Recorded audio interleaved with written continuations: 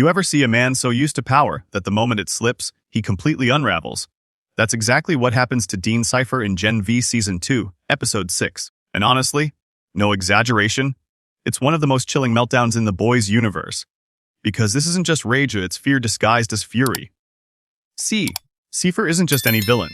He's the architect of Godolkin University, the man who built a kingdom out of secrets, experiments, and manipulation. A puppeteer who never gets his hands dirty. Until now. Because in this episode, the strings snap. Now, before you blink, yes, I'm calling it, Episode 6 isn't just the best of the season. It's the turning point. Cipher doesn't just lose Marie Morrow. He loses control of the entire narrative he spent years weaving. And watching that unravel is like watching a calm sea hide a monster just below the surface. But let's back up a bit. Because the moment that started Cipher's downfall, it's Marie's great escape. The episode opens like a ticking time bomb. Every frame feels heavy. Every corridor at Godolkin feels haunted by what's coming.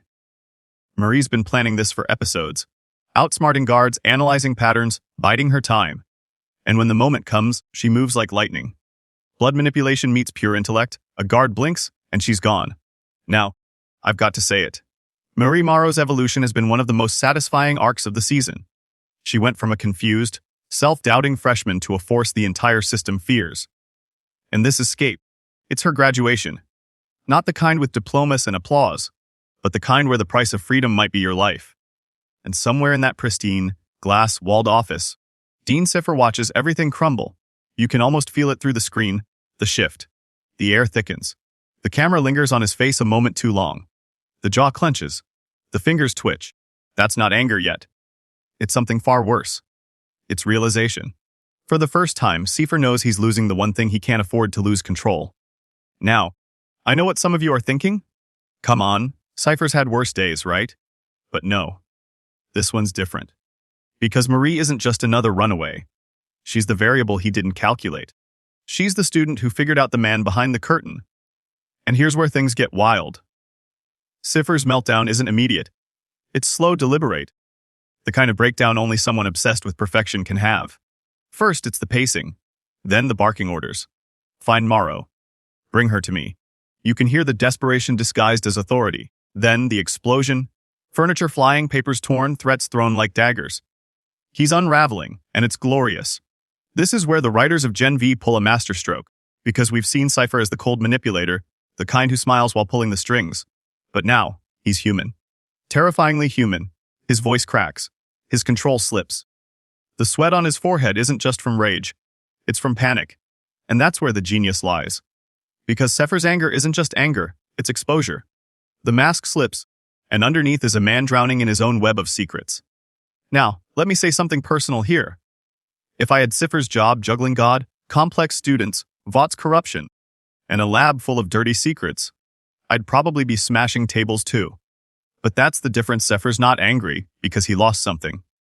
He's angry because he's been found out. And that's what makes this scene electric. But before we go deeper into the breakdown, I have one small favor to ask.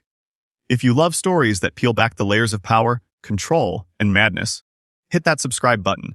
It's one small click for you, but for us, it keeps the lights on in this crazy world of theories and deep dives. Alright, now let's get back to the chaos. Because when Cipher snaps, the entire campus feels it. Guards start panicking. Assistants flinch. Students whisper in corners like it's Judgment Day. The sound design, the pacing, it's all building to one truth: Cipher's empire isn't breaking quietly. It's collapsing in real time. And let me tell you something. Cipher's fury. It's not random. It's the fury of a man who just realized his legacy might die before he does. What's truly unsettling isn't the shouting or the violence. It's the silence that follows. That eerie calm after he's destroyed everything in the room. He stands there, chest heaving, staring at the shattered reflection of himself on the floor, and that's when you see it. The crack in the armor. This man built his world on control, on fear, on secrets. But fear is a two-way street. When the puppets stop dancing, the puppeteer becomes the one trapped in the strings. Cipher's meltdown isn't just about losing Marie. It's about losing certainty. For the first time, he doesn't know what's next, and that terrifies him. But here's where it gets even more fascinating. Marie's escape didn't just humiliate Cipher, it exposed him. Because she didn't just run, she chose to defy him.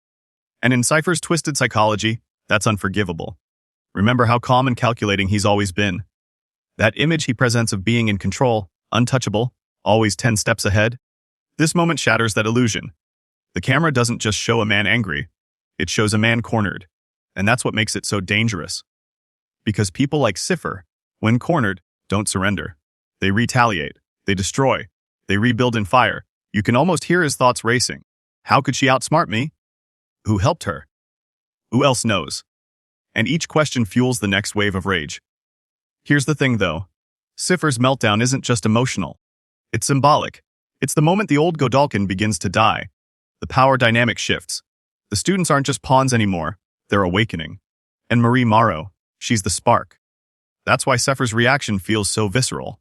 It's not just about her. It's about the fear that the truth is spreading. Now, I don't want to sound dramatic, but when Cipher yells, "Find Morrow, bring her to me," it doesn't sound like a command. It sounds like a plea. Like he's begging the universe to rewind time, to restore the illusion of control he once had. But deep down, he knows it's over. And that realization? That's what truly breaks him. This isn't just an episode about rebellion, it's about revelation. The moment when the manipulator realizes he's the one being manipulated by fear itself. Cipher's breakdown isn't just plot, it's prophecy. It tells us everything about where the season is heading. Because when a man like Cipher loses control, he doesn't stop to reflect, he doubles down. And that's what makes episode 6 the most important turning point of Gen V so far. By the time the scene ends, you're left with this eerie silence. Cipher stands there, the office destroyed, the guards too scared to speak, the air thick with tension. He's breathing hard, but his eyes, cold, calculating again. Because the meltdown was only the beginning. And if you think Cipher's finished, think again.